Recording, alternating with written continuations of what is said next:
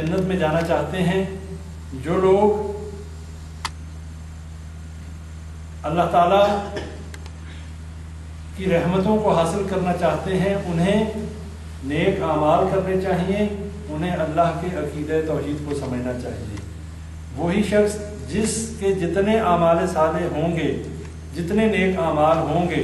اتنی ہی اس کے اوپر سفارش جلدی اثر کرے گی۔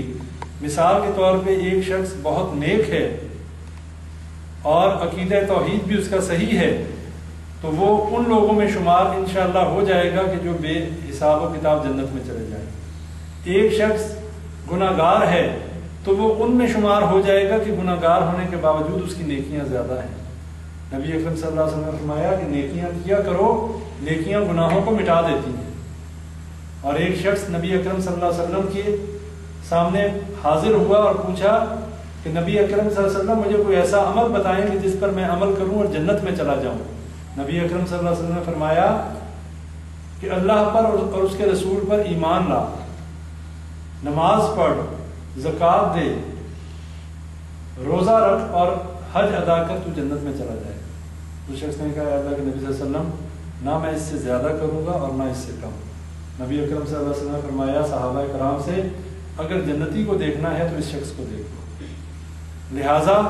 ہمیں نیک اعمال کرنے چاہیے، ہمیں زیادہ سے زیادہ نیکیاں اکٹھی کرنی چاہیے، نمازوں کی پابندی کرنی چاہیے، روزے رکھنے چاہیے، اس کے ساتھ ساتھ جو نیکی ہم کر سکیں زیادہ سے زیادہ ذکر کرنا چاہیے۔ وہ اعمال آپ لوگوں کے سامنے رکھ دینا چاہتا ہوں کہ جن کے کرنے سے اللہ تعالیٰ کی سفارش کا اللہ تعالیٰ سفارش قبول کرے گا اور اس شخص کے بارے میں شفاعت قبول کی جائے گی،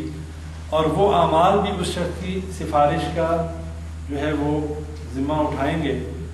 قرآن کی زیادہ تلاوت کرنے والے کے لیے بھی جو ہے شفاعت ہے اور قرآن اس کی سفارش کرے گا، جو شخص قرآن کی تلاوت کرنے والا۔ اسی طرح سورہ بقرہ اور سورہ آل عمران کی تلاوت کرنے والا، ان کے لیے یہ صورتیں جو ہیں یہ بھی سفارش کریں گی۔ پھر اس کے ساتھ ساتھ سورہ ملک جو ہے وہ پڑھنے والا، اس کے بارے میں حدیث آتی ہے کہ سورہ ملک پڑھنے والے کے لیے سورہ ملک جو ہے وہ ڈھال بنے گی اور اللہ سے اس شخص کے بارے میں سفارش کرے گی۔ نبی اکرم صلی اللہ علیہ وسلم پر صبح و شام درود بھیجنے والا، لیکن درود وہ جو مسنون ہے، میڈ ان انڈیا پاکستان درود نہیں، وہ درود جسے درود ابراہیمی کہتے ہیں، جو مسنون درود ہے وہ درود پڑھنا ہے، وہ درود نہیں پڑھنا کہ جو ہم لوگوں نے بنا دیا۔ وہ درود پڑھنے سے صبح شام 10 مرتبہ اور اس سے زیادہ بھی اگر کوئی پڑھے تو اچھی بات ہے۔ درود کثرت سے پڑھنے والے کے حق میں بھی جو ہے نبی اکرم صلی اللہ علیہ وسلم سفارش کریں گے۔ اس کے بعد دن میں 3 مرتبہ جنت کا سوال کرنے والے کو اور 3 مرتبہ جہنم سے پناہ مانگنے والے کے بارے میں بھی جہنم جو ہے وہ سفارش کرتی ہے، جو 3 مرتبہ جہنم سے پناہ مانگے اور جو 3 دفعہ اللہ سے کہے اللہم انی اسألک الجنہ، اس کا سوال 3 دفعہ دن میں کہے، جنت اس کے حق میں سفارش کرتی ہے کہ اللہ اس کو جنت میں داخل کر دے۔ اور جو 3 دفعہ جہنم سے پناہ مانگے، جہنم جو ہے وہ اللہ سے سفارش کرتی ہے کہ اللہ اس کو جہنم سے بچا لے۔ پھر اس کے بعد استغفار کرنے والے کے لیے جو ہے جو کثرت سے توبہ اور استغفار کرنے والا ہو، اللہ تعالیٰ اس کے لیے بھی جو ہے شفاعت جو ہے سفارش کو قبول کرتے ہیں۔ شہید جو ہے، نیک لوگ جو ہیں، ان کی سفارش قبول کی جاتی ہے۔ یہ تمام وہ اعمال ہیں کہ جن میں انسان کی سفارش قبول کی جائے گی اگر اس نے اپنے عقیدے کو صحیح رکھا، عقیدہ توحید کو سمجھا، نیک اعمال کیے۔ اللہ تعالیٰ سے دعا کریں کہ اللہ تعالیٰ ہمیں صحیح عقیدہ توحید نصیب فرمائے۔ اس لیے کہ آج جو سب سے زیادہ کمی ہے وہ اسی عقیدہ توحید کی ہے، اور اس کے بعد بد عملی کی انتہا ہے۔ ہم لوگ نیک اعمال نہیں کرتے، ہم لوگ نمازوں پر پابندی نہیں کرتے، ہم لوگ جو فرائض، جو مقصد اس دنیا میں آنے کا ہے ہم اسے بھولے ہوئے ہیں، اور ہماری زندگی جانوروں سی زندگی گزر رہی ہے، کھانا پینا سو جانا، اور بس یہی ہماری زندگی کا معمول ہے۔ ہم میں سے بہت کم لوگ ہیں جن پہ اللہ کا خصوصی کرم اور فضل ہو، وہی یہ جانتے ہیں کہ ہم اس دنیا میں کیوں آئے، ورنہ اکثریت جو ہے وہ دنیا میں آنے کا مقصد صرف عیش و آرام، دولت کمانا، بچے پیدا کرنا، ان کے مستقبل کی فکر کرنا، ان کے لیے اچھے سے اچھا روزگار کا بندوبست کرنا، ان کے لیے مال اور دولت کا بندوبست کرنا، ان کے عیش و آرام کا خیال رکھنا،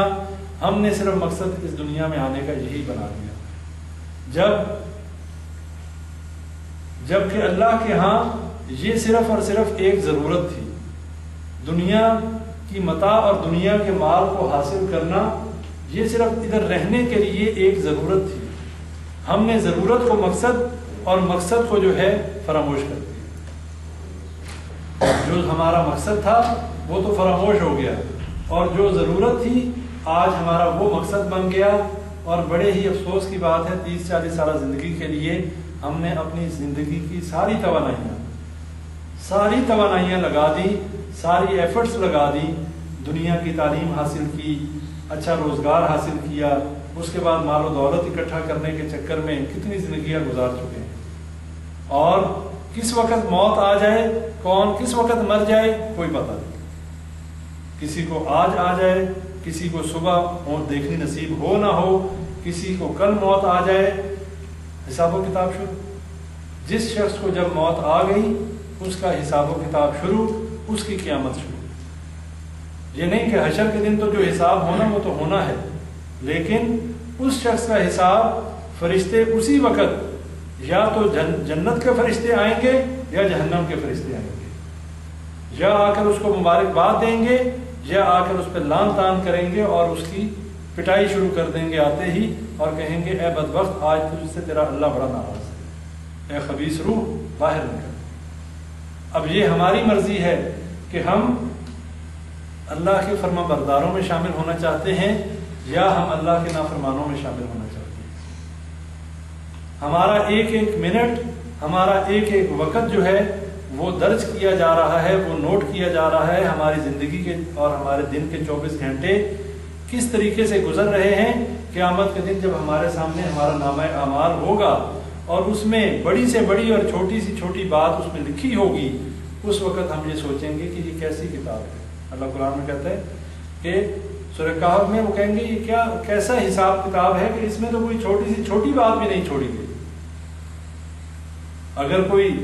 چھوٹی سے چھوٹی نیکی کی ہوگی وہ اس کو دیکھ لے گا، اور کسی نے چھوٹے سے چھوٹا گناہ کیا ہوگا وہ اس کو دیکھ لے گا۔ یہ دنیا کا حساب نہیں ہے، یہاں بڑے انسانوں نے ترقی کر لی، بڑے سیکیورٹی کیمرے، بڑی چیزیں، ہم ہر چیز کو کیپچر کر لیتے ہیں، دیکھ لیتے ہیں، پھر بھی کچھ نہ کوئی مسئلہ ہو جائے، کوئی بجلی چلی جائے، کچھ اور پرابلم ہو جائے، کچھ چیزیں مس ہو جاتی ہیں، لیکن اللہ کا نظام جو ہے بڑا فول پروف نظام ہے، اس میں غلطی کی گنجائش ہے ہی نہیں۔ اس میں انسان یہ کہے کہ میں نے یہ نہیں کیا، زبان بند ہو جائے گی، آزاد بولنا شروع کر دیں گے، اور پھر جب آزاد بولیں گے تو انسان کہے گا تمہیں تو بچانے کے لیے میں اللہ کے سامنے جھگڑ رہا تھا، اور وہ کہیں گے آج ہمیں اس نے حکم دیا ہے کہ جس کے آگے پتھر بھی بول پڑتے ہیں، جس کے آگے ہر چیز جو ہے بولتی ہے، جو ہمارا پیدا کرنے والا ہے۔ جب پیدا کرنے والا کہے، ہاتھ سے کہے تو بول کہ کون کون سے گناہ تجھ سے ہوئے، ٹانگ سے کہے تو بول تجھ سے کون کون سے گناہ ہوئے، زبان اور کان سے زبان کے اوپر مہر لگا کے کان اور آنکھوں سے کہے کہ تم بتاؤ کون کون سے گناہ کرتے رہے، پھر پیچھے کیا رہ گیا۔ اور اللہ کہتا ہے کہ اس دن انسان خود اپنا سب سے بڑا محاسب ہوگا۔ کسی گواہ کی ضرورت نہیں، کسی عدالت کی ضرورت نہیں کہ جہاں پر گواہ پیش ہوں، اور وہاں پر باقاعدہ جو دنیا کی عدالتیں لگتی ہیں کہ 4 گواہ 2 گواہ جھوٹے پیش کر کے بندے کو چھڑوا لیا، وہاں کوئی چھوٹ نہیں سکتا۔ یہ جو موقع ہمیں ملا ہے، ابھی بھی ہمارے پاس وقت ہے، جو مہلت ہمیں ملی ہے اس سے فائدہ اٹھائیں، اپنے اس دنیا میں آنے کے مقصد کو سمجھیں، اپنے عقیدوں کی اصلاح کریں، اپنی عبادات کو بہتر بنائیں، اپنا وقت جو ہے دین کے لیے زیادہ نکالیں۔ دنیا کمانا بھی ضروری ہے لیکن مقصد کو فراموش نہ کریں۔ ہر انسان ذمہ دار ہے اپنا، اپنے ساتھ والوں کا، اپنے اہل و عیال کا، اپنے عزیز و اقربا کا۔ آپ سب سے پوچھا جائے گا، کلکم راع و کلکم مسئول عن رعیتہ، کہ ہر شخص جو ہے